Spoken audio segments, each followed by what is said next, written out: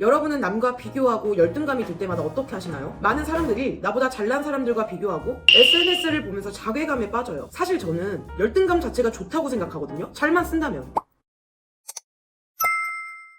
안녕하세요, 마음다란입니다. 다른 영상들을 보면 비교하는 게 문제다, 비교해서 벗어나려면 SNS를 끊어라 라고 하는데 맞죠? 하지만 말이죠, 현실적으로 SNS는 이미 개개인의 삶에 너무 크게 자리 잡고 있어요. 그리고 설령 SNS를 안 한다고 할지라도 비교를 안 할 수는 없어요. 같이 일하는 팀원과 비교하고, 내 친구랑 나를 비교하고, 형제 자매와 비교하고, 지나가는 사람과 나를 비교하게 되겠죠. 그럼 우리는 친구를 다 손절하고 다니던 회사를 그만두고 가족과 연을 끊고 세상 밖에 나오면 안 되는 걸까요? 그러면 비교의 굴레에서 벗어날 수 있을까요? 절대 그럴 수 없어요. 왜냐면 비교는 그냥 본능적으로 인간이라면 누구나 다 하는 거거든요. 우리가 휴지를 하나 살 때도 쿠팡에서 가격 비교하고, 전자기기 하나 사려고 하면 성능 다 비교하잖아요. 그리고 조금만 관심을 두고 보면 모든 광고 마케팅 또한 전후를 비교하고 타 제품보다 우리 제품이 더 가치 있다고 고객들에게 알리고 있어요. 이미 세상은 비교가 판치고 있고 그 안에서 인간은 가치 판단을 하도록 설계가 되어 있다는 거예요. 그렇기 때문에 우리는 더 좋은 상품을 구매하고 사람을 가려서 만나고 나와 타인이 다르다는 걸 알고 우월하고 열등하다는 것을 다 안다는 거죠. 그럼 그냥 힘들어만 하고 자존감 낮아지고 남을 혐오하면서 살아야 하냐? 라고 묻는다면 당연히 그것 또한 아니죠. 인간이라면 비교는 피할 수가 없으니까 똑똑하게 하는 법을 배우는 게 중요하다는 거죠. 행복하고 자존감이 높은 사람들은 비교하지 않고 열등감을 느끼지 않는 사람이 아니라 비교와 열등감을 활용하는 사람들이에요. 제가 오늘 비교와 열등감을 똑똑하고 긍정적으로 사용하는 방법 3가지에 대해서 말씀드릴 테니까 남과 비교해서 열등감 들고 스스로 자책할 때 꼭 이 방법들을 써먹어 보세요. 영상 끝에 중요한 내용이 나오니 영상 끝까지 보세요. 첫 번째, 내가 바꿀 수 있는 것과 없는 것을 구분하기. 남의 떡이 더 커 보인다 라는 속담 다 아시죠? 저는 항상 남의 것이 더 좋아 보이고 나한테 있는 건 다 마음에 들지가 않았어요. 만족보다는 부족함을 더 많이 느꼈죠. 그 중에서도 저는 제 목소리가 너무너무 마음에 안 들었어요. 연기를 하면서 제 목소리를 처음 듣게 됐는데 굉장히 이질감 들고 너무 별로여가지고 진짜 경악을 금치 못했어요. 근데 제 친구는 까랑까랑한 맑은 소리의 여자 주인공으로 제격인 목소리를 가지고 있었어요. 목소리라는 게 캐릭터를 맡을 때도 중요하고 실제로 사람을 볼 때도 굉장히 중요한 요소가 되잖아요. 저는 그 친구의 목소리가 너무 부러웠고 비교를 하려고 한 게 아닌데 자연스럽게 비교를 하고 있더라고요. 어느 순간에는 제 목소리가 너무 부끄러워지고 말하고 싶지가 않은 거예요. 근데 그게 거기서 끝난 게 아니라 그 마음이 더 커지는 거예요. 계속 커져. 그러니까 연기를 하는 것 자체가 너무 겁이 나고 두려워지는 거예요. 다들 제 목소리가 안 좋다고 생각하고 흉보고 있을 거라고 생각이 드는 거예요. 그때는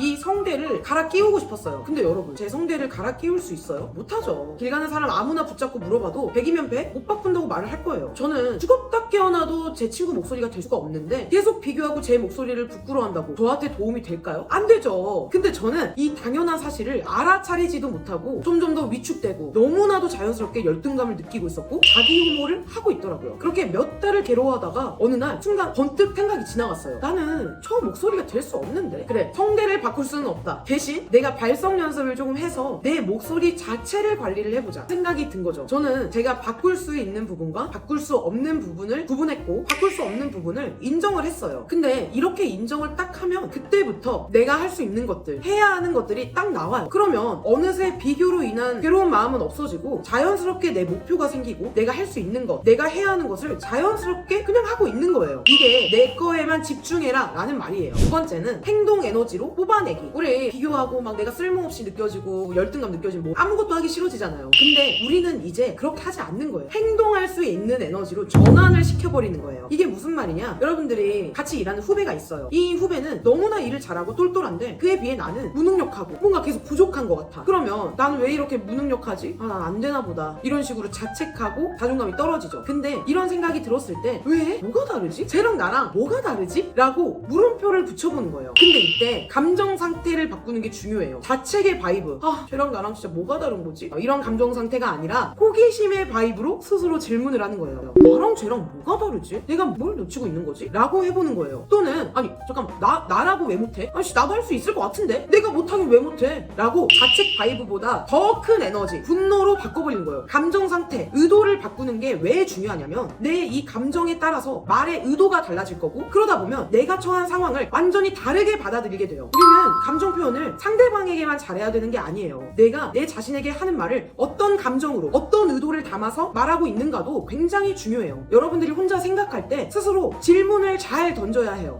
난 왜 이렇게 무능력하지? 라고 하면 뇌에서는 무능력한 증거들만 찾아요. 그러면 무능력할 수밖에 없는 증거들만 다 쌓이겠죠. 그러면 내 감정도 더 부정적으로 빠지게 돼요. 그와 반대로 뭐가 다르지? 어떻게 해야 되는 거지? 라고 질문을 하고 호기심의 감정 상태로 바꿔버리면 뇌는 어떻게 해야 하는지 그 답을 찾게 돼요. 그러니까 타인과 나를 비교한 것까지는 좋아요. 그러면 그 다음에 나를 발전시킬 수 있는 질문을 던지면서 해결 방법으로 나아갈 수 있는 이 생각과 감정, 나의 태도를 의식적으로 바꿔줘야 된다는 거예요. 그래야 여러분들이 매몰되지 않을 수가 있어요. 그리고 세 번째는 열등감은 욕망의 신호다. 여러분들은 모든 사람들을 보고 열등감을 느끼지 않아요. 그리고 각자마다 열등감을 느끼는 그 포인트도 달라요. 근데 열등감을 느꼈다는 건 뭔가 나의 결핍이 건드려졌다는 거고, 그 결핍은 다른 말로 욕망이에요. 나에게 없는 게 남에게 있으니까 부럽고 질투나고 시기하는 거죠. 그게 뭐예요? 갖고 싶다는 거예요. 원하고 있다는 거예요. 그러니까 여러분들이 이 열등감이 들 때 캐치를 진짜 잘 하셔야 돼요. 내가 왜 저걸 보고 열등감이 들까? 내가 저거를 무의식적으로 원하고 있나? 라고 스스로 알아차리셔야 돼요. 오케이, 욕망 파악했어. 그럼 얻어야겠죠. 어떻게 얻어야 할까요? 제일 빠른 길은 사람한테 얻는 거예요. 여러분들이 원하는 걸 이미 가진 사람에게 배우는 거죠. 근데 이 성인이 되고 나서는 사람들이